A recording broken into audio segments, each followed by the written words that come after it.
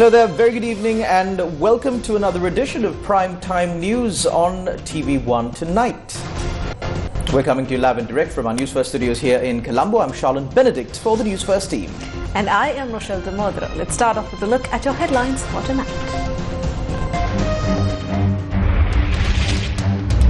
Proposal to appoint committee to remove Deshabandhu Tennakon from the office of the IGP approved in Parliament.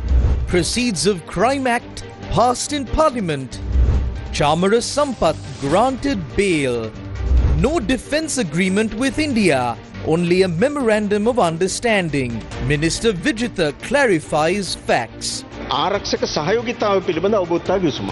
එහෙම නැතුව මේක මේ ආරක්ෂක ගිවිසුමක් නෙවෙයි ආරක්ෂක සහයෝගිතාවයි. Sri Lankans are paying a high price today due to past policy missteps. A statement from Senior Mission Chief at the International Monetary Fund, Peter Brewer. Of the calamitous conditions experienced in Discussions continue on mitigating effects of Trump tariffs. ගනු ලබන රාජ්‍යතාන්ත්‍රික සහ ආර්ථික ඉඩපිරල ඔස්සේ මේ ප්‍රශ්නයට සාධාරණ පිළිතුරක් ලබා ගන්නට පුළුවන්කම ලැබෙනවා.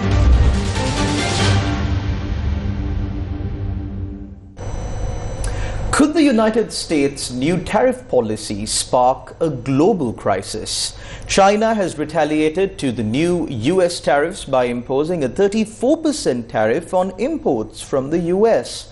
The United States has threatened a further 50% additional tariff on Chinese products if the retaliatory tariffs on the US are not removed. Experts are calling this a trade war. What action is Sri Lanka taking to navigate this challenge? Over $3 billion of our exports are to the United States. The apparel sector accounts for about 2.5 billion of this. What is the effect these tariffs will have on Sri Lanka? Newsfirst's Zulfik Farzan filed the report on this developing story. Donald John Trump, the 45th and 47th President of the United States of America. Now on Wednesday, April 2nd, US President Donald Trump announced tariffs on nearly all of the US's trade partners. A 10% tariff was imposed on several countries, taking effect on April 5th, while a higher rate was set for around 60 other countries, which will take effect on April 9th. That's tomorrow. The White House has said that higher duties will be charged against countries that levy higher rates on the US. The plan imposes steep tariff rates on many countries, including 34% on China. Chinese imports had already been subject to 20% tariffs. Another 34% in reciprocal tariffs is being put on top of that. China responded to the 34% tariffs imposed by the US on imports from China by announcing it will impose a 34% tariff on imports of all US products beginning April 10th. How is Trump responding to this? Let's take a look. In a social media post, US President Donald Trump gave China until the 8th of April to scrap its countermeasure or face a 50% tax. In his post on Truth Social, Trump also warned that all talks with China concerning requested meetings on tariffs will be terminated. Trump said China had introduced its countermeasures despite a warning that any country that retaliates against the US by issuing additional tariffs will be met with new and substantially higher tariffs. If Trump acts on his threat, US companies could face a total rate of 104% on Chinese imports, as it comes on top of 20% tariffs already put in place in March and the 34% announced last week. China's Commerce Ministry labeled the additional levy as a mistake on top of a mistake, saying it will never accept the blackmail nature of the US. China vowed to fight to the end against fresh tariffs threatened by the US President Donald Trump. This could very well be the beginning of a new trade war. President Trump's decision has already made a significant impact on the global economy. Stock markets worldwide took a hit and shares of major companies have dropped sharply over the past few days. US stocks have mostly closed lower after a day of wild swings in the market. The S&P 500 had fallen 20% below its record closing high. Apple got hammered once again as concerns mounted that the company will take a major hit from President Donald Trump's tariffs. Apple's three-day rout stood at 19%, a downdraft that has wiped out $638 billion in market cap. On Wall Street, leading indices have fallen around 10% since the tariffs were announced. Meanwhile, stock markets in Europe opened slightly higher after the falls experienced in recent days. Major Asian markets also rebounded today with gains after several days of losses triggered by Donald Trump's tariffs. After 3 days of a sharp sell-off, Japan's Nikkei 225 index opened 6% higher today. Hong Kong's Hang Seng was up about 2% after plunging yesterday by more than 13%, its biggest fall in decades. The markets in South Korea and Australia have also edged up, while in Taiwan and Singapore there have been more losses. The key index in mainland China, the Shanghai Composite, was broadly flat in morning trading. Meanwhile, the all-share price index of Colombo Stock Exchange closed at 15,127.71 points today, an increase of 467.26 points. Meanwhile, the S&P SL20 stood at 4,458.49 points. Not just China, other nations are reacting to Trump's tariff policy as well. President Donald Trump has announced a 20% tariff on EU goods entering the US. President Trump has already rejected the European Union's offer of 0 for 0 tariffs. However, US Treasury Secretary Scott Bessent has said that the White House is ready to engage in meaningful discussions with over 50 countries that have responded positively to the tariffs. His response regarding China, though, has been quite different. The US Treasury Secretary said that China has chosen to isolate itself by retaliating and doubling down on previous negative behavior. On the other hand, Sri Lanka has been hit with a 44% tariff. So, what steps are we taking to address this challenge? මේක ගැන යම් අදහසක් අපිට We had anticipated that something like this could happen, which is why we introduced a new tax policy in the recent budget. The government has been in ongoing discussions about how to handle such situations. However, we believe that through a combination of diplomatic and economic strategies, we can reach a fair resolution. සාධාරණ පිළිතුරක් ලබා ගන්න අපිට පුළුවන්කම ලැබෙවි කියලා. විපක්ෂයේ නැගෙන බරපතල චෝදනාවක් තමයි එමතුමා මේ කාරණයට රජයක් විදිහට තියපු බරමදි කියලා. නේද විපක්ෂය නම් කියන්න හදන්නේ ඉතින් මේක මේ That is not true. The opposition is trying to make this seem like an issue that only affects Sri Lanka. If people don't follow foreign media or use the internet, they might believe Trump imposed this tariff especially because of our government. But that's simply not the case.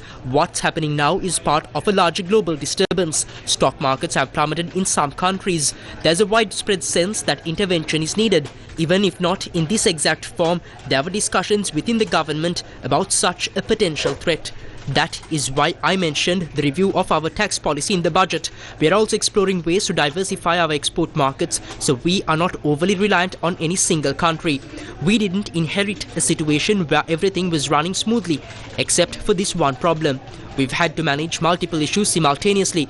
It's pointless for those who weakened our exports and worsened the country's trade deficit to be criticizing us now. Views regarding the new US tariffs were also expressed in Parliament today. We have been both proactive and reactive as necessary. We were not panicked and not driven by emotions. All the possible risks and consequences have been assessed and taken into consideration. There is another engagement with the International Monetary Fund. The embassy engaged with the US Trade Representative Office. The President of Sri Lanka appointed a special committee comprising industry experts and the government officials, and including to the deputy ministers, to look into this particular situation and propose possible actions to be taken. Several meetings were conducted locally. In addition, we had a meeting with the US trade representatives also through a virtual discussion where we discussed the possible options and the mitigation options to reduce this trade deficit. So even though it is called that the tariff rates are very high, the calculation is based on the trade deficit divided by its corresponding imports. So therefore, proposal should also be based on the ways and means of reducing this particular gap. So these things are being discussed and a report is prepared. And we will be having another discussion with US Trade Representative Office tonight through a virtual meeting. President Andrukumara Dissanayake also spoke about the tariffs imposed by the United States and how Sri Lanka plans on responding to this situation at a meeting held in Kottava today. The decisions regarding tariffs taken by the United States is having an effect on our economy. The effects have not come yet, but we are at risk.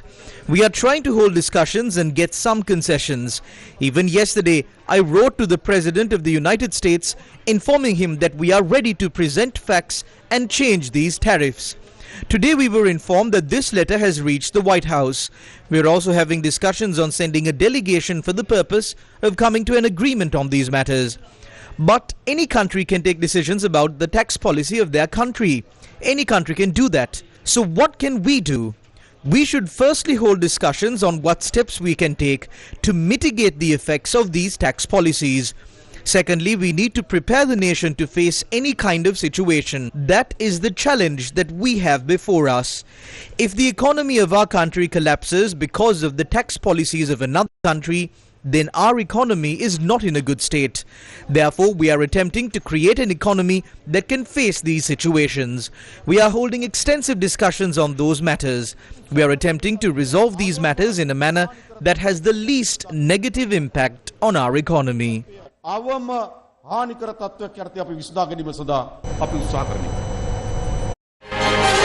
Newsfirst, main sponsor. විහිළු නෙමේ Tokyo super ඕන වැඩකට super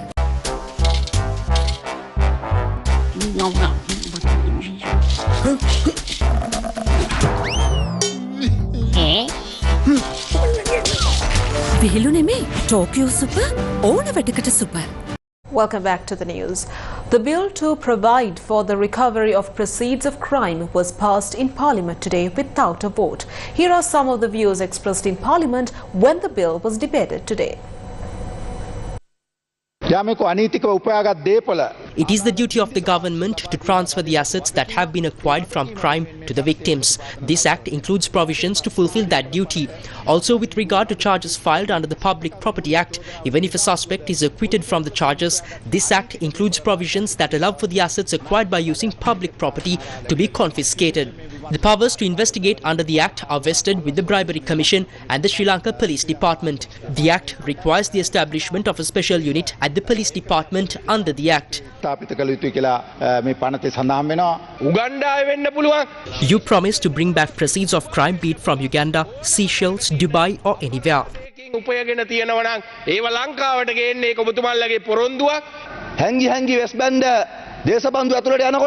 When Deshabandhu, who was in hiding, was put behind bars, the big fish know that if Deshabandhu had to go and if Chamara Sampath had to go, what a long list they have against them.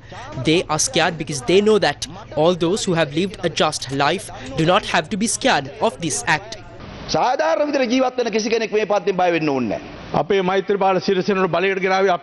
We brought Maithripala Sirisena into power. The former President and Prime Minister Ranil Wickremesinghe gave us money to do that. He gave money on one condition. He gave money on the condition that we agree to appoint Arjuna Mahendran as the governor of the central bank. That condition was met. After that, he doubled and tripled the money that he gave to us.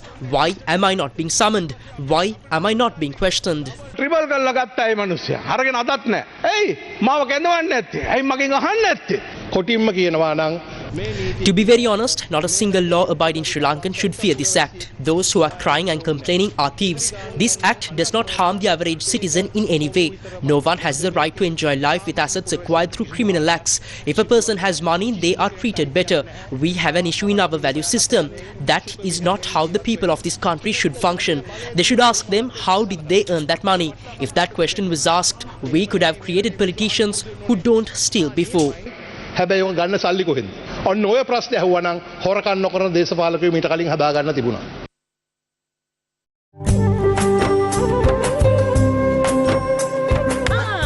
ඔන්න මෙදා සැරෙත් අවුරුද්දට අපි එනවා කන්තලේ මධ්‍ය මහාවිද්‍යාලීය ක්‍රීඩාංගණයට අප්‍රේල් 19 දවස පුරා අවුරුදු සිරියෙන් පුරවන්න ඔයාලත් එන්න.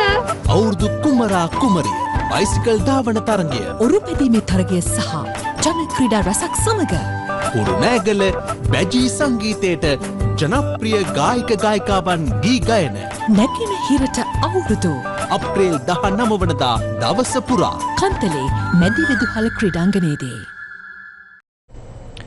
The proposal to appoint an investigation committee for the removal of Inspector General of Police Deshabandhu Tennakon was passed in Parliament today.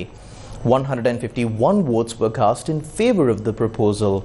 The proposal was tabled in Parliament by National People's Power parliamentarian Lakmali Hemachandra.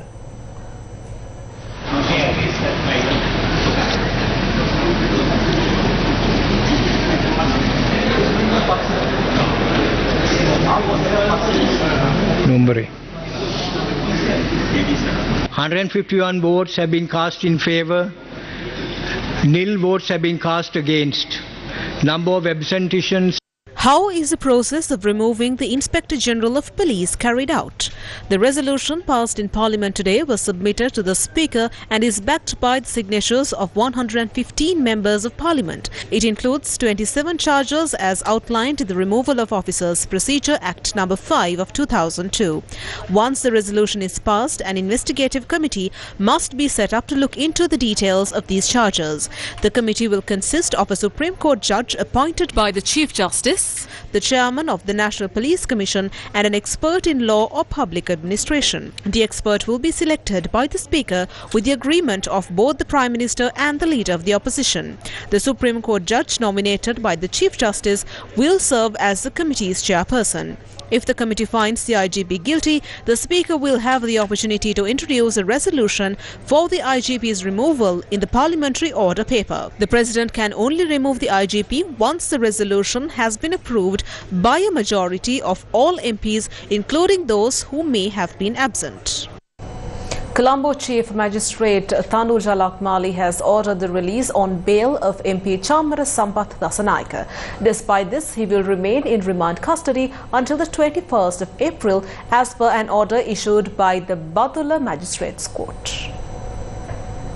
Colombo Chief Magistrate Tanuja Lakmali ordered Chamara Sampath Dasanayake's release on bail, setting the bail amount at 50,000 rupees in cash and 5 sureties of 2 million rupees each. He has been in remand since the 27th of March following allegations that he caused a loss of 17.3 million rupees to the government by withdrawing funds from 6 fixed deposit accounts belonging to the Uva Provincial Council before their maturity. During today's hearing, investigators from the Commission to investigate allegations of bribery or corruption presented a report stating that the preliminary investigations have been completed. The Badula Magistrates Court had previously ordered Dasanayake to remain in remand custody until the 21st of April.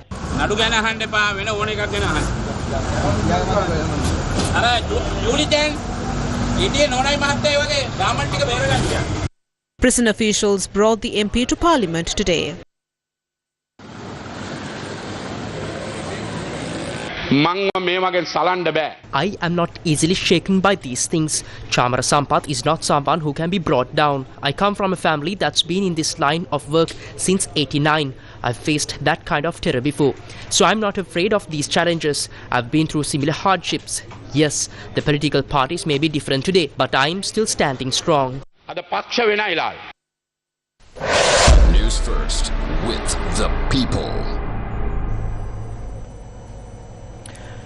Parliamentarian Namal Rajapaksa, national organizer of the Sri Lanka Podujana Peramuna, articulated the significant opportunities for reaping benefits through enhanced regional cooperation with India. He was speaking at the Rising Bharat Summit 2025. The Rising Bharat Summit 2025 is a forum dedicated to discussing efforts aimed at achieving the Vision 2048 for the developed India. engaging the current generation of youth in this transformative journey. The Indian Prime Minister is also expected to attend this year's summit. Namal Rajapaksa, Prime Minister Modi was in Sri Lanka last week and he promised Colombo all sorts of support in dealing with the Trump tariffs. Do you think this is a strategy that the rest of the region should also follow? Because New Delhi's equation with the White House under the current Prime Minister is very good. Why not leverage it as a group? With Prime Minister Modi's visit to Sri Lanka, there are a lot of things that Sri Lanka and India can work together, especially in regional cooperation. And I think it's more of the best interest for each individual country that all leaders are looking at. And I'm sure moving forward, it doesn't matter whether it's all. What matters is now is what sort of cooperation that you build among your region. So I think there's a lot of potential. And especially for a region that we were more concentrating, or I would say we were more stuck in global context. And we were following more of global orders than looking at the regional partners. And today, India has become one of the largest economies in the world and growing superpower in the world. And I'm sure the regional countries like Sri Lanka, Maldives, all of us can benefit from that if we go on the right path and non-right contracts. What is the right path for Sri Lanka? Your country has seen a tough couple of years with the economic crisis and political unrest and external pressures. Do you think Colombo and the policymakers have learned the lessons?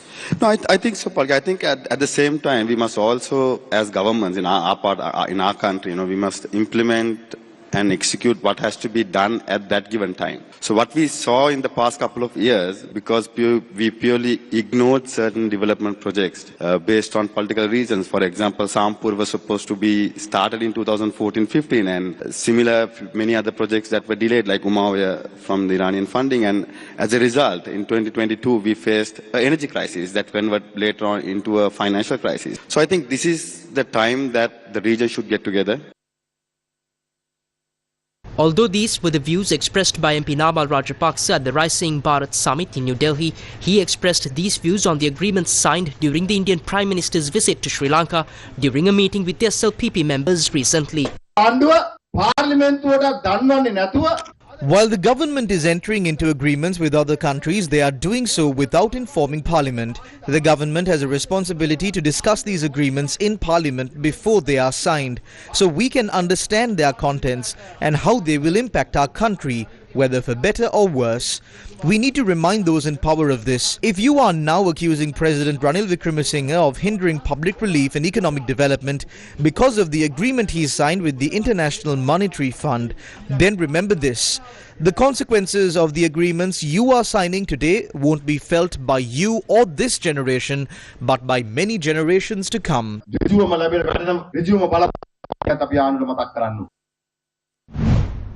What was the Defence Cooperation Agreement that was signed with India? The Minister of Foreign Affairs clarified facts on this in Parliament today. This is a memorandum of understanding signed between the Democratic Socialist Republic of Sri Lanka and the State of India on defence cooperation. This is not a defence agreement. This is a defence cooperation agreement. The words are very clear. This memorandum of understanding includes respecting local and military laws and regulations when engaging in the cooperation, accepting that the sovereignty and territorial integrity of the two nations cannot be violated, and non-intervention in domestic matters of both nations, and respecting the fundamentals of the United Nations Charter. What will happen under this agreement is what is already being implemented. We came into an agreement to continue the cooperation and training programs. Also, we agreed on sharing information on matters relating to human trafficking and the drug mafia. This includes sharing information on those matters. We have not entered into any other defense agreements with India. We have agreed under this MOU not to allow our land to be used in a manner that would be a threat to India. We have clearly informed China about this as well. If there are issues arising between China and Taiwan, we will not allow Sri Lanka to be used in such operations. This is not an assurance given to India alone. It has been given to China as well. This is something that we accept as a policy. We have included that in this MOU. This MOU does not threaten the national security of our country in any way. We are also not subject to anything mandatory. security. We would like to clearly communicate to the general public that any member of the public can obtain these agreements under the Right to Information Act. These are not secret agreements.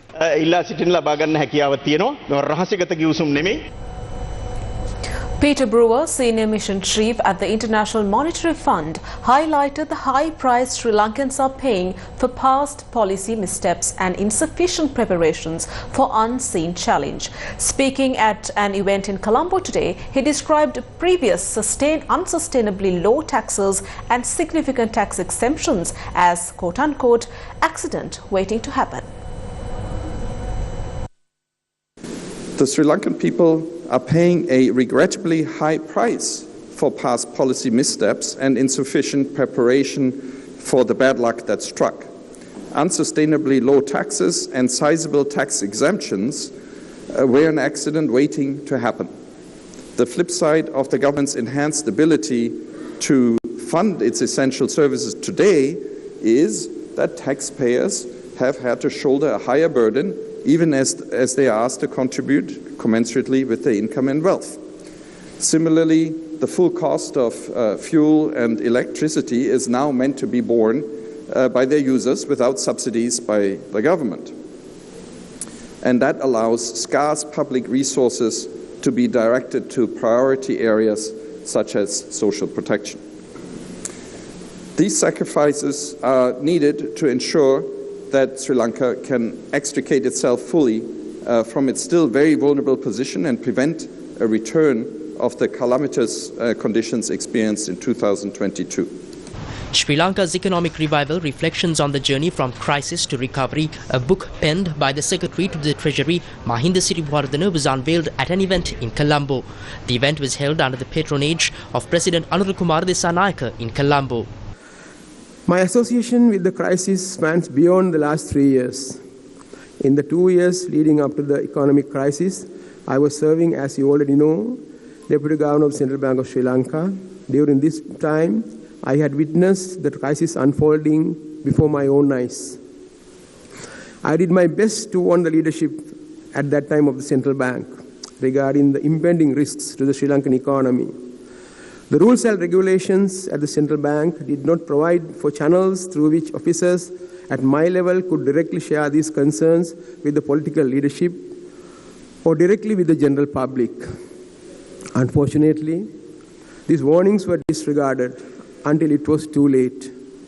A crisis that could have been and should have been avoided, unfortunately, became a reality. The recent policy developments out of the United States gives us timely reminder of the importance of not being complacent as we gradually emerge from the economic crisis. All of us knew we were going to end up in a crisis. And we all, in our capacities, fought very hard to convince then administration, especially within the central bank and outside central bank, to change the course and warn then administration. But there it was not heard. Unfortunately, country went into a crisis, and by April, early April, the cabinet all had resigned, Prime Minister had resigned, and only President remained, and there was a very small cabinet. And obviously then Governor Central Bank also had resigned on 4th of April. Then I got a call from then President Gotabaya, I'm just revealing this in public, asking whether I can take the responsibility. So I had my own request, said I certainly will accept, but I need, first thing I told the then President, I need someone with whom I can work cordially and coordinate with the fiscal policy. Someone who is setting the fiscal policy should be a person who has technical competence, who has ability, who has a good understanding. Otherwise, this won't work. My first recommendation was Mahinda Siriwardana. And this is the first time I think 3 administrations continue to retain Mahinda Siriwardana as Secretary of Treasury is reflection and basically show the proof of his position and the position that he deserves to continue and his ability to deliver this job. Personnel from the country's finance sector as well as international delegates were present for the event.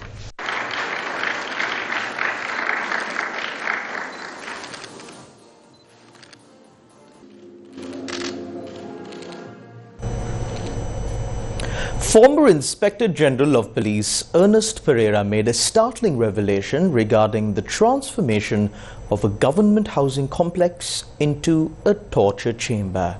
This revelation was recorded in the Batalanda Commission report.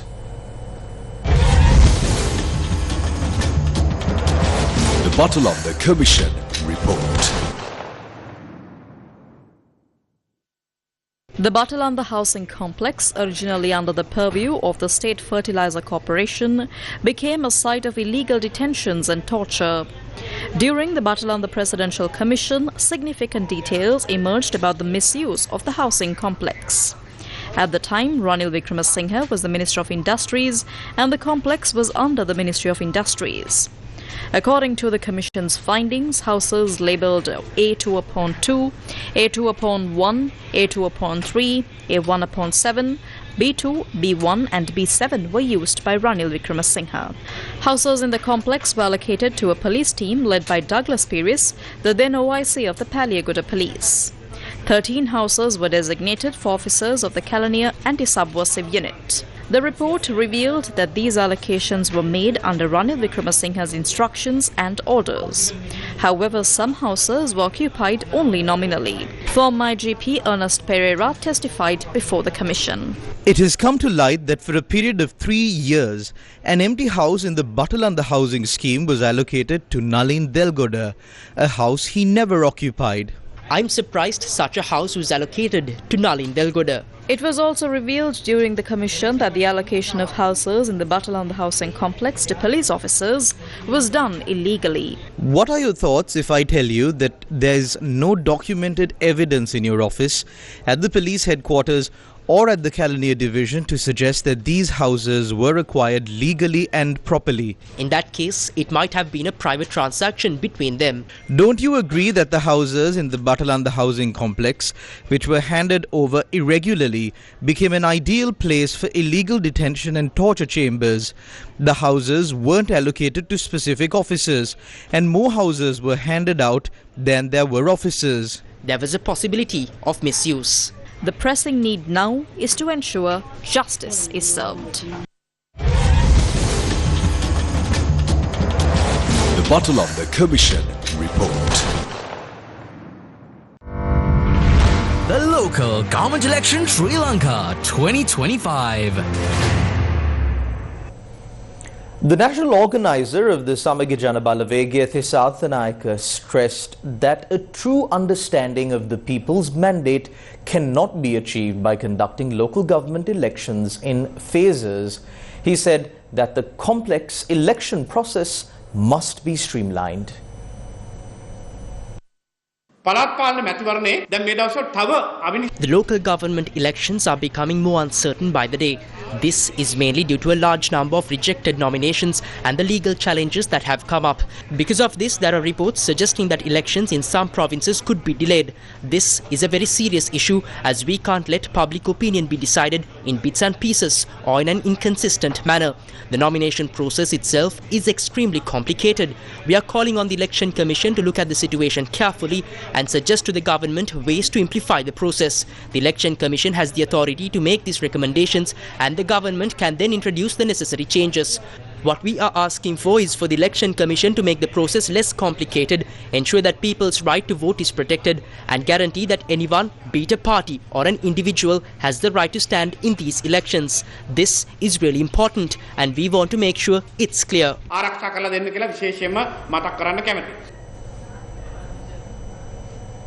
Former State Minister Sivanesature Chandrakanthan alias Pillayan has been arrested. The Criminal Investigations Department said that he was arrested a short while ago.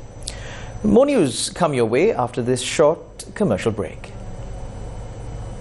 ඔබේ ගමේ නගරේ දේශපාලනයේ හෙට දවස සතිය දිනවල සවස 6:00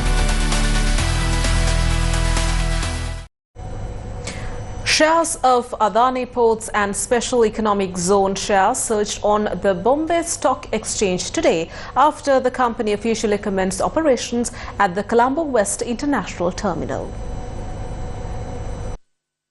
Adani Ports and Special Economic Zone shares surged 3.6% to their intraday high of 1,151 rupees and 95 cents on their Bombay Stock Exchange today after India's largest integrated transport utility announced the commencement of operations at the Colombo West International Terminal at the Port of Colombo. The Colombo West International Terminal project represents a significant investment of $800 million and features 1,400-meter quay length and 20-meter depth, enabling the terminal to handle approximately 3.2 million 20-foot equivalent units annually. It is the first deep-water terminal in Colombo to be fully automated, designed to enhance cargo handling capabilities, improve vessel turnaround times and elevate the port's status as a key transshipment hub in South Asia. Construction of the Colombo West International Terminal began in early 2022. The Pathfinders Ambassadors Roundtable kicked off today in Colombo. A delegation of the European Union to Sri Lanka and the Maldives participated in the discussion. Organized by the Pathfinder Foundation, the Ambassadors' Roundtable discussions were focused on the partnership between the European Union and Sri Lanka concerning the mutual growth. The event was attended by a delegation of the European Union to Sri Lanka and the Maldives, headed by the Ambassador of the European Union, Carmen Moreno. Speaking at the event, she highlighted the importance of Sri Lanka's compliance with 27 international conventions, which is crucial for maintaining its duty-free access to the European market under the GSP. Lack of compliance comes with consequences. The immediate consequence won't be this year, will be next year. The regulation on GSP is finishing. It will come to an end, it's expiring. It's going to be replaced for a new regulation. Sri Lanka is one of the 8 countries in the world that has duty-free access under this regulation.